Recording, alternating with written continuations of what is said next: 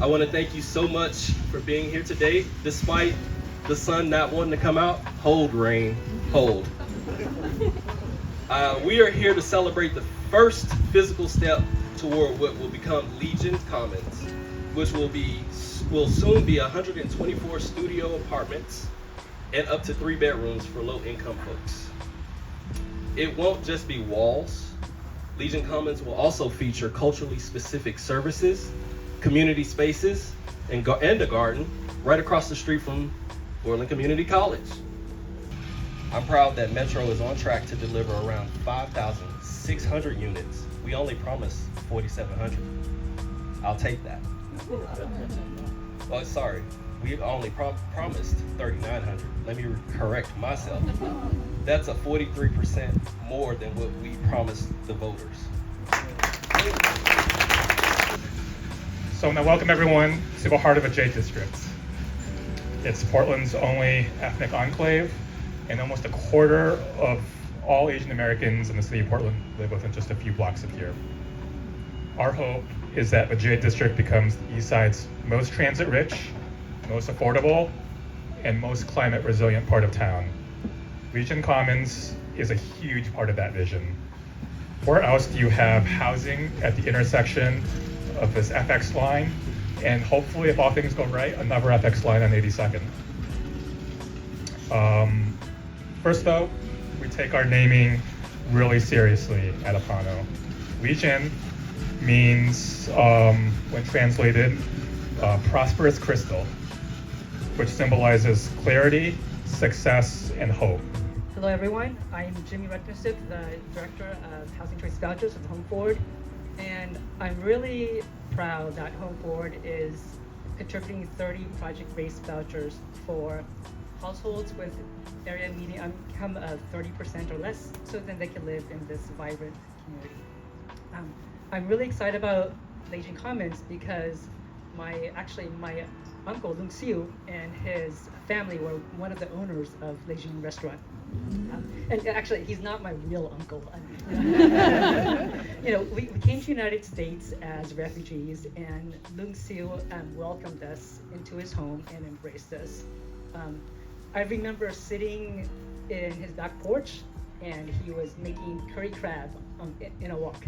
And looking around, I was probably about 8 years old, looking around and saw people gathering together, sharing a meal, and saw that connection between food, family, and connection and community.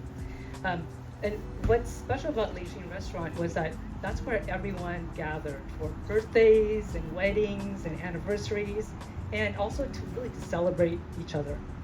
Also really appreciate that Legin Commons has family units, because again, having that connection, that community, I feel is very important. And lastly, I want to thank Apano and Our Just Future for their commitment and to be able to create and build this transformative project. Hi, I'm Andy Miller. I use he, him pronouns. I'm the executive director at Our Just Future. And these have been tough times in the nonprofit space. It's been tough times in the progressive space. It's been tough times in the caring space. So it's really nice to come together, kind of share a group hug, share some food, and remind ourselves of all the good work we're still able to do. So thank you all for coming out on, I got to acknowledge, it's a cold day. I'm cold. But glad you're here and glad you're sharing that moment with us. For those who are less familiar with Our Just Future, we're a community-based organization. We're anchored here in East Portland, and we've been pushing back on the forces causing poverty and homelessness in our community for the last 35 years. How do we push back? We provide a set of services that include emergency shelter, rent and utility assistance, and help for people who are ready to start their careers, find their next job. And on top of all of those services, we simply love to develop affordable housing. It's hugely needed in our community, and we're really proud and glad to do it. Portland Community College had developed a visionary decision. They saw the impact of the shortage of affordable housing on the community that they were serving, and they wanted to do something, and they actually had a resource, a precious one, to bring to the table, and that's land. We often don't get someone calling us up and saying, hey, we've got some land, would you like to build affordable housing on it? So when we were asked that, what did we say? Oh, hell yeah. And we actually already have some idea of who we can partner with to get this project done and do it well. And so to our friends at Portland Community College, Dan Saltzman, who I haven't seen in a long time, is here. And the board of PCC, a lot of other PCC folks are here, some can't be here. Just thank you. Thank you for your vision, your selflessness, and your trust in our just future to deliver. Thank you for your generosity and partnership, and really for starting the journey that's making us stop here today as we celebrate the groundbreaking, but the journey that will really end when a new journey begins. And that's when the families that will call Legin Commons home move in about a year and a half from now. And of course, the journey of an affordable housing project is a marathon. We're here today breaking ground 4 years out from the day that the concept for this project started. So, and that's actually pretty short in our typical timelines. And again, I'll ask everyone here, what can we do to make that even shorter? Because we know we need the housing. Thank you so much, Andy. I appreciate you. And Oregon Housing and Community Services, for those who don't know, is your state housing finance agency. So I hear you loud and clear on trying to be listening to communities and their needs and trying to move as quickly as possible to get affordable housing built in communities just like this.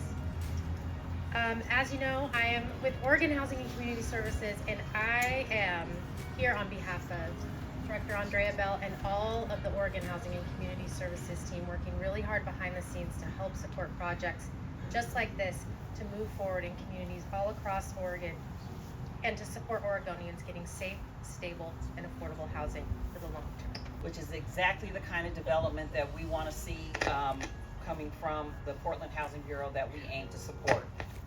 The 124 affordable homes here at Legin Commons are fantastically well suited to public transit, as you've already heard, not to mention being walkable to grocery stores, community centers,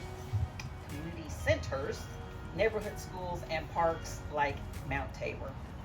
50% of the homes at Legin Commons will contain 2 or 3 bedrooms to accommodate neighborhood families, many of whom were given the opportunity to weigh in on the design and amenities featured here. The development's unique partnership with Portland Community College makes it ideal for local students, as well as giving residents easy access to continuing education opportunities. We know that people become homeless when they can't afford housing. And with the voter-approved Metro Housing Bond, which helped fund this project, PHB is on track to produce over 2,000 new affordable homes like these across Portland.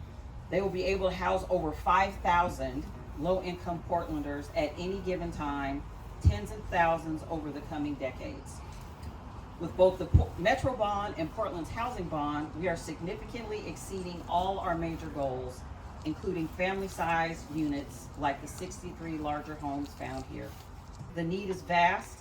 We'll have to work hard to establish new funding sources and innovate new strategies in order to create many more projects like Legin Commons and address the housing needs for our community. Events like this are a great reminder of the power of innovative partnerships to serve our community's needs.